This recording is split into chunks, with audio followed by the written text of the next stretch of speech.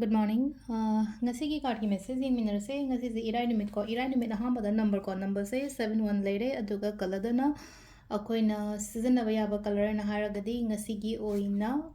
sky blue gumba kai gumba du minus na bibe ado chak thong bada na kino sum ha point ko adi ghi gumba kai maming yo ne kitang happy ba ching show matam da ko du ma leire am da koi card ki message yung ase ko adi no magi card ahum khatang lo tho ko ne yung card number 1 card number 2 or card number 3 ko ahum sidagi amma khanbira se ko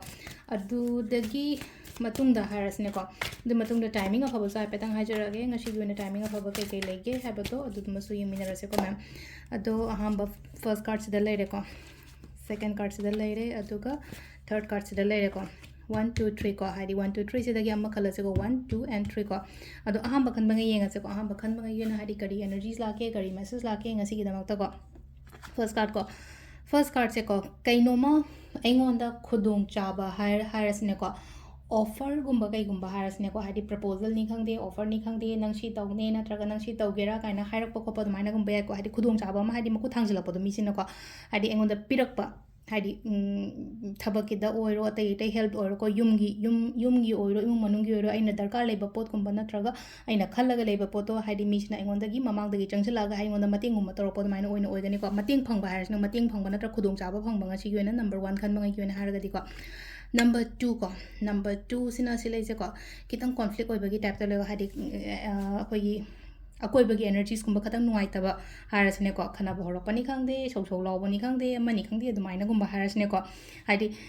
surrounding energy se katang toxic oi bako dumaina na just avoid ignore ko ayona haraga te dumaina le raga hadi tasno no usau no haido hak to kano to haido mangai reba manaru bai mohutta hai tara ko hadi just avoid ignore all the surrounding dramas me amja ko adu sesina koi gi number 2 khan bangai yoina ora ko number 3 gi ko number 3 gi sna phai ko sida hadi sida su mu kaino tawbodo aiga thabak tawminaba mini khangde natraga aigi mathak tongba mini khangde aduna chanbi bana harasne ko hadi aingonda khudong chaba gumba hai tare ko amana amagi mateng gumba pangnaba ko padamai tor lai ko sisina ko gi card ki message lai ko timing so pe denga se ko timing sina ayuki pung 5 ga minute 10 ko ayuki ni ko se 5 ga minute 10 dena 9 ga minute 39 phawm lai ko adagi pung 10 ga minute 59 dena pung 12 ga minute 15 phawm lai adagi mung 9 ga minute 39 dena 3 ga minute 94 phawm lai adagi mung nungdam gi na tare nungdang gi harasne ko nungdang gi 3 ga minute 52 dena pung 9 ga minute 16 phawm lai ko aduga khwai last ko nungdang atheng bagi se ko atheng bai sina pung 10 ga minute 58 dena nongalam dagi 3 ga minute 4 aduga sai na atheng bagi timing hai se kai gi no hai matam se da hadi hajikan se work from home gumba kai gumba tawna ba angang yam yawe na ko adu work from home to matam da hadi suppose aina mail ma thage entra call mukta tawge khot ke ga hara go hadi matam du yenga ga